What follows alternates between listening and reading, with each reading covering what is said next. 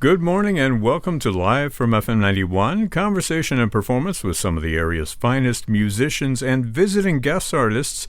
We're coming to you today from WGTE's Dana Performance Studio. I'm Brad Cresswell.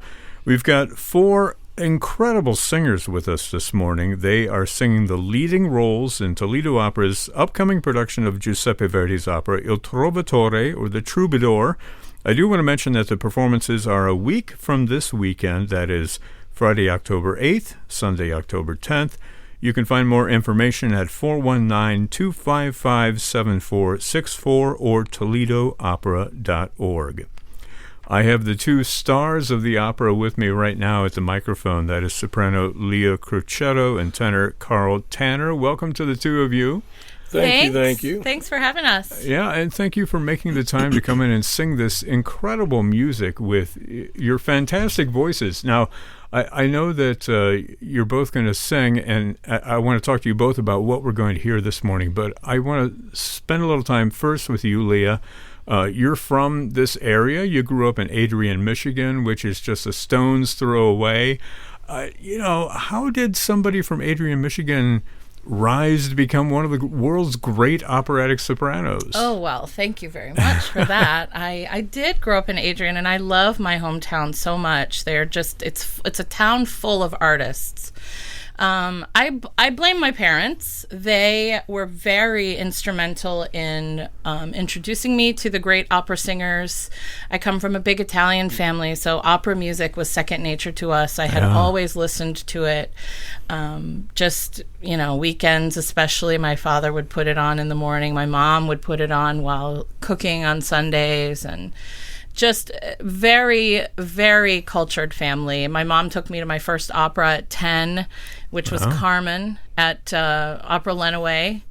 And then back when that thing existed. And then the next year I saw Tosca, and that changed my life forever. And I thought, I have got to sing that role. I've got to sing opera. This is what I want to do with my life. You're adding Tosca to your repertoire, as I understand. Yes, I've done 3 of them already. So Tosca's the latest edition. Yeah. Yes. But Leonora is a role that you've performed an awful lot of times. It's sort of your go-to role. It's one of them, yes. It's been with me the longest. In 2009, I did my very first Trovatore when I was an Adler Fellow in San Francisco. I traveled to Bordeaux, France, to make my European debut that year, and I sang Leonora there. That's fantastic. And thankfully, my very first cover assignment as an Adler Fellow was the David McVicker production with Sondra Radvanovsky. Oh, yeah. So I got to watch one of the greats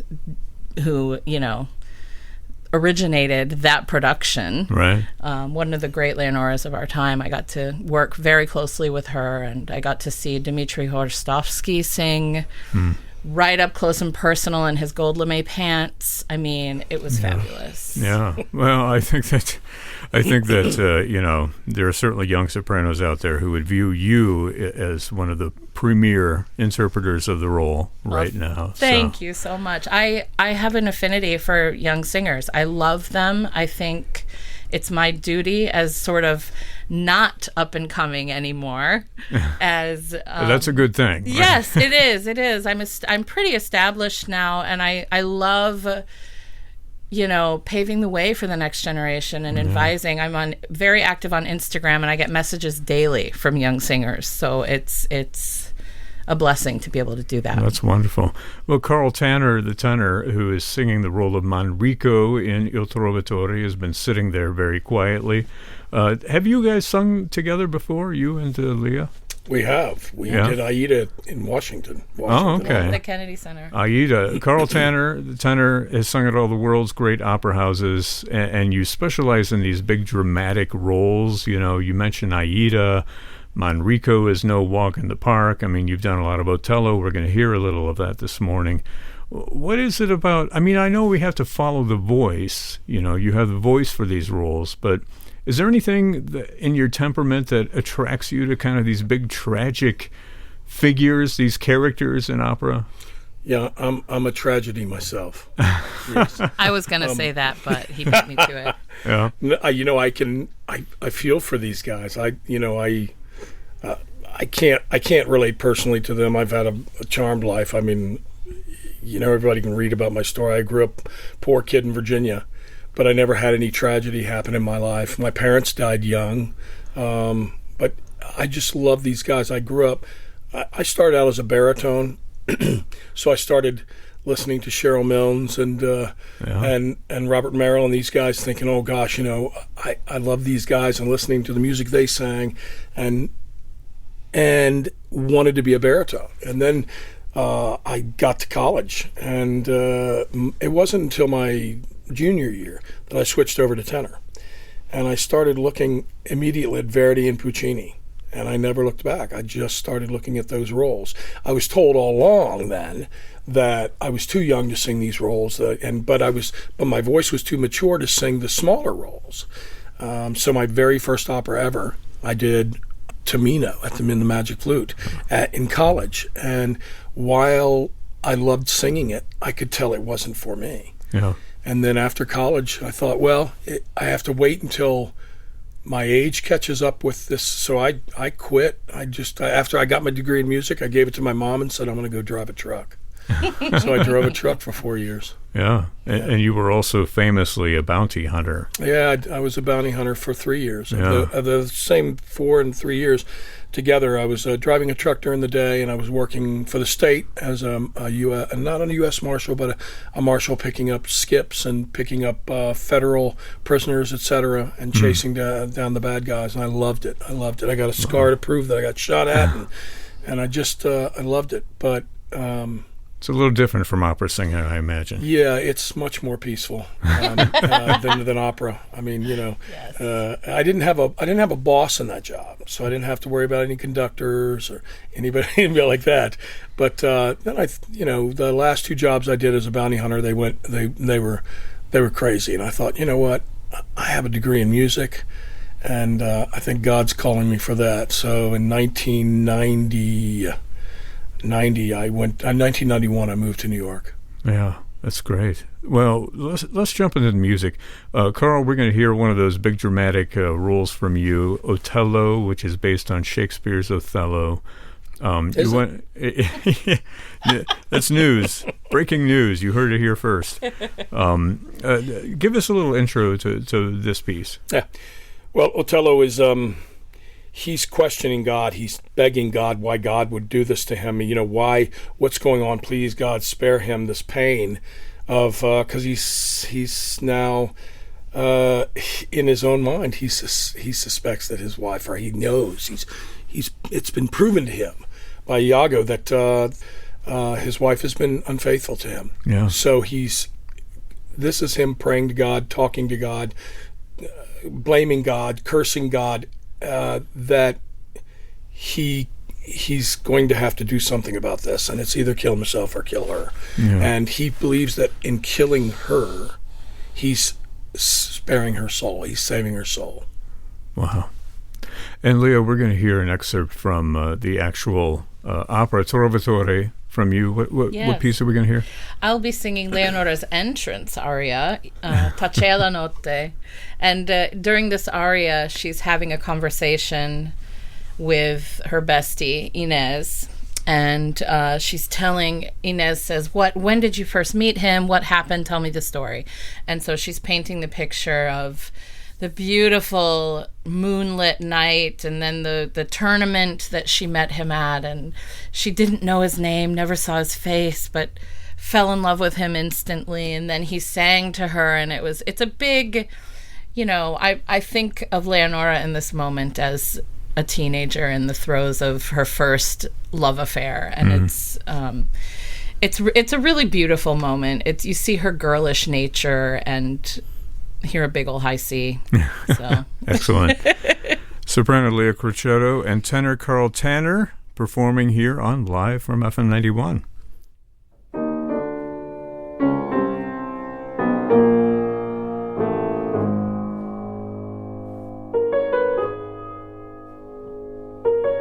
Dio, mi potevi scagliar tutti i mali della miseria, della vergogna.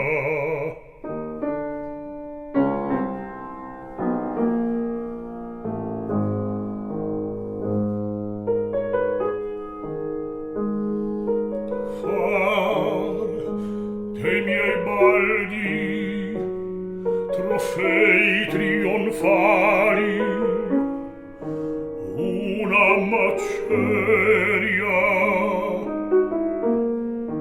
una menzogna.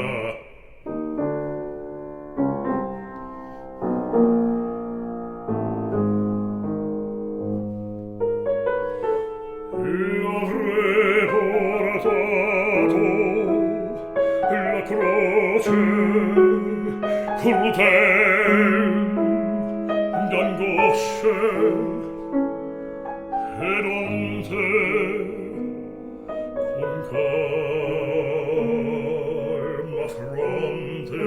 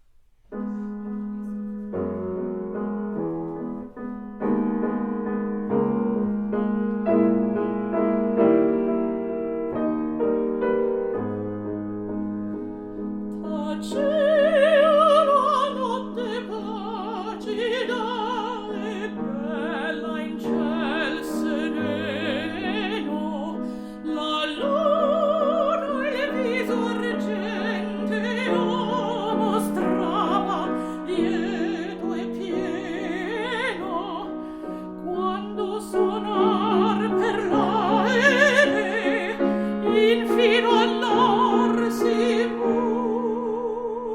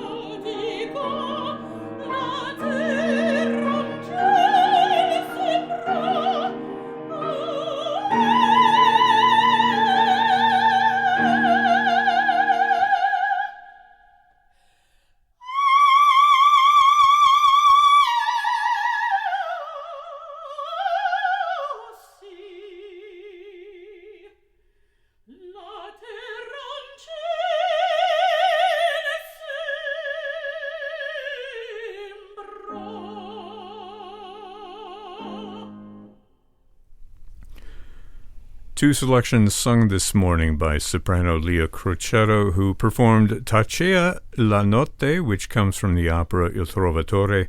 We also heard tenor Carl Tanner singing Dio mi potevi, an aria sung by the title role in Verdi's opera Otello. The two of them performing next weekend in Toledo Opera's Il Trovatore.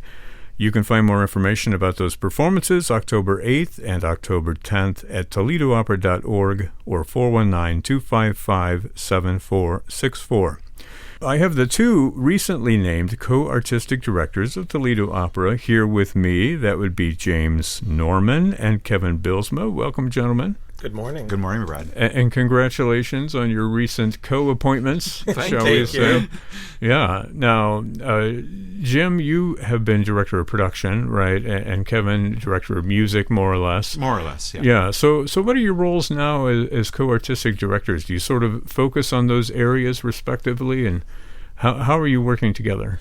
We really work in tandem and working with Suzanne, the executive director, to choose the seasons. And then Kevin and I, once we've chosen that, we sit down and talk about artists and creatives to bring into Toledo that'll best fit the productions. Yeah.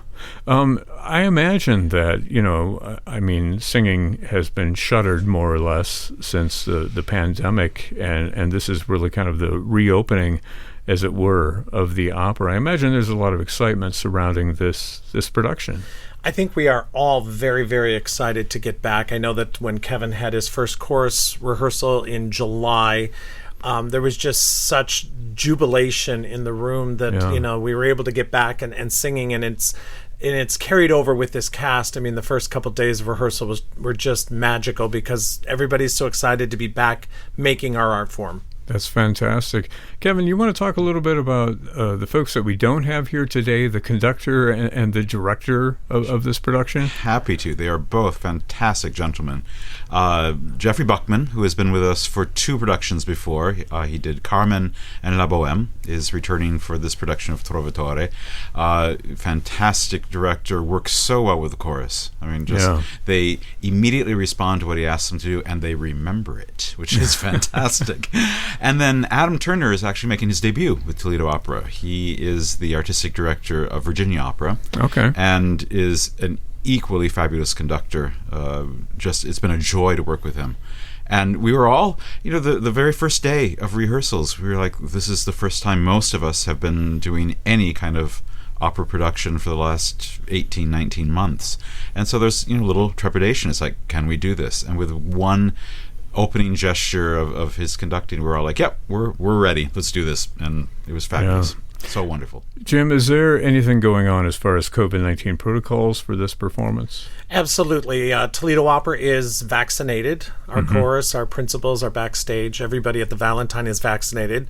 And we're wearing masks in rehearsals. We will test everyone at actually today, and so that we can go onto the stage. We'll be masked backstage, but once everyone goes onto the stage, they'll unmask and then sing and come back and mask. So we're trying to keep everybody as safe as possible, and we're having all of our audience members at the Valentine masked as well. So we're just trying to keep everybody safe so we can enjoy the show. Yeah. Exactly. Yeah, and what a show it is. I mean, we've heard from Leah Crocetto and Carl Tanner, two of the great singers really in the world. I mean, we're not talking about just here in this area. We're talking about the world at large.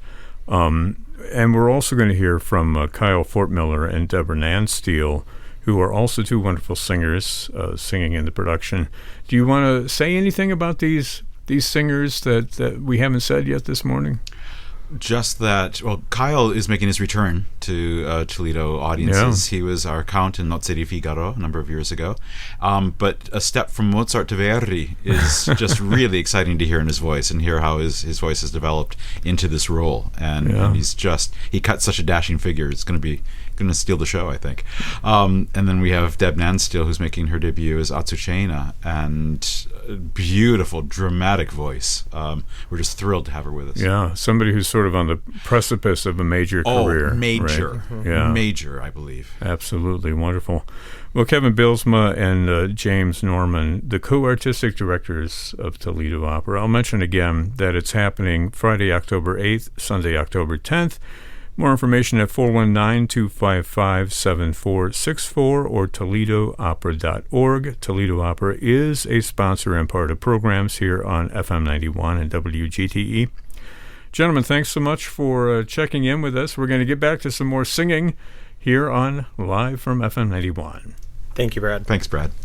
Well, we've got two more singers left to hear from this morning, and both of them have joined me at the microphone right now. That is baritone Kyle Pfortmiller, who sings the role of the Count di Luna in Il Trovatore. We also have mezzo Deborah Nansteel, who is performing the pivotal role of Azucena here in the opera Il Trovatore. Welcome to the two of you, first of all. Thanks for having us. Thanks for having us. Yeah, let's hear a little bit about you guys individually. Kyle, you were here before for The Marriage of Figaro. Yes. You also played a count. I played a count then. In that production. A little different than what you're doing now, right? Slightly different. Yeah. Yeah, with the same obsession, though. So, I mean, it's really fun. The same obsession being a woman. Indeed. Yeah. Well, it's interesting because your character of the Count di Luna is like, it's not a stock bad guy character, you know. It's very rounded. It has a lot of dimensions to it, and you sing this beautiful, really kind of love song. It's a love song. Yeah. Tell us about that song that we're going to hear. Well, let me give you a little bit about. Well, I mean, I agree with you 100%. I think that he's such a well-rounded, deep character who's had such a horrible childhood.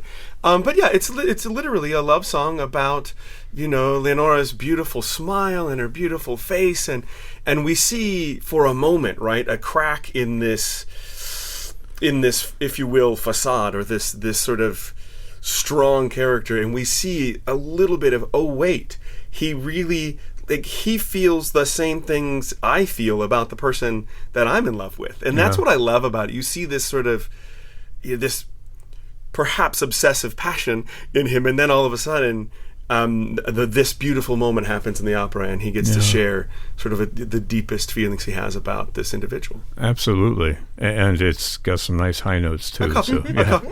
We enjoy listening to that. We're going to hear it in just a minute.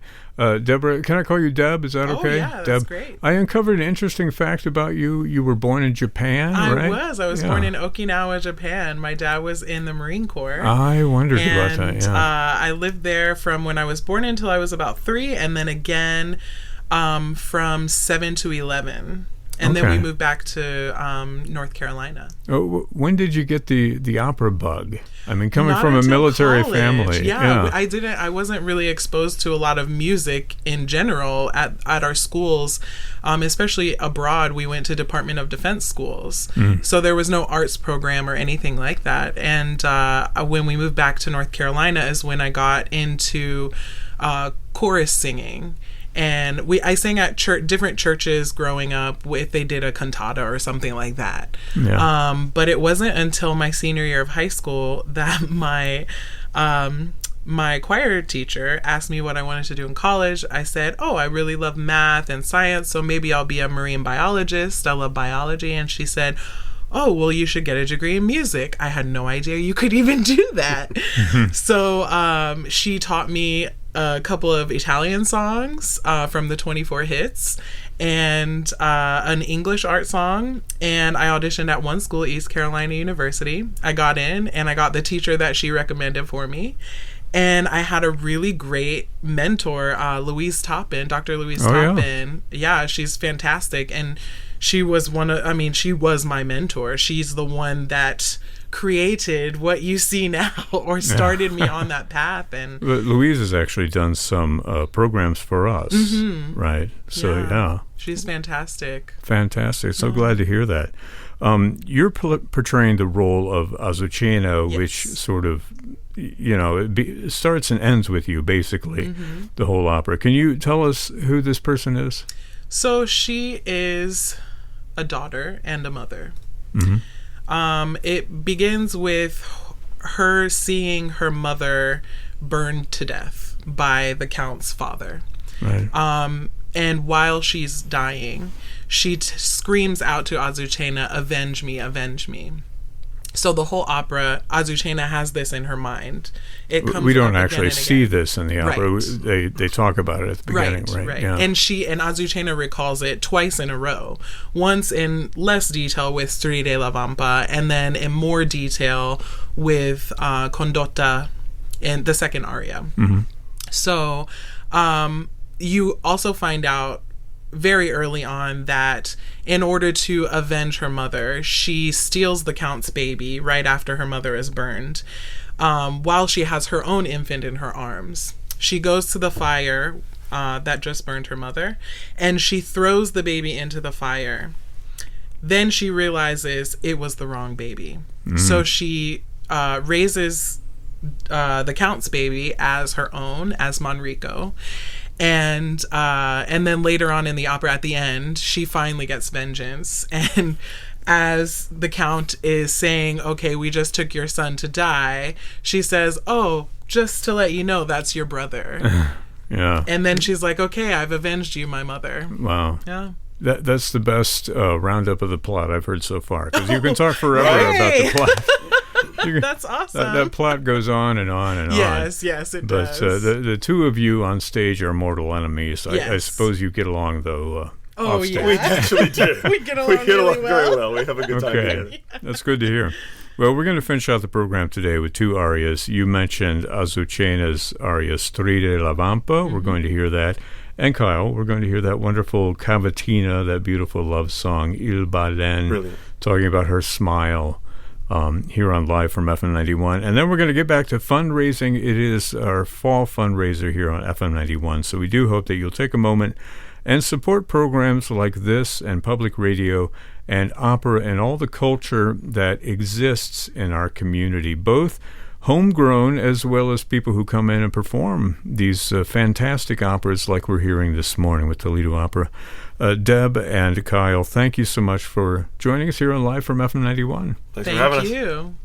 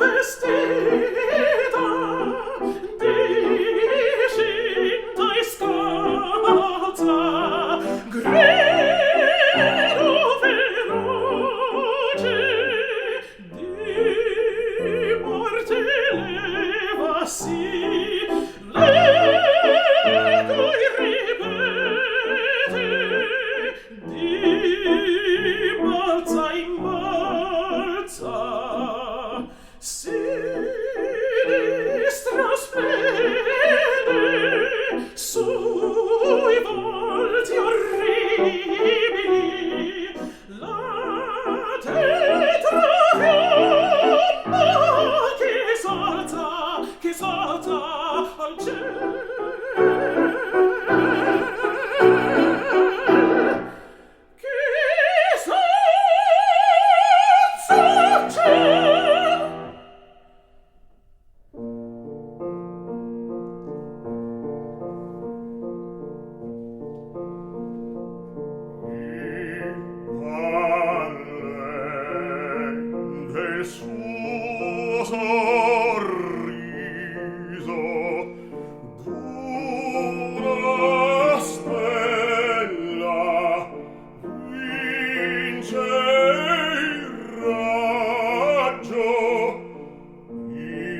fulgor del suo bel viso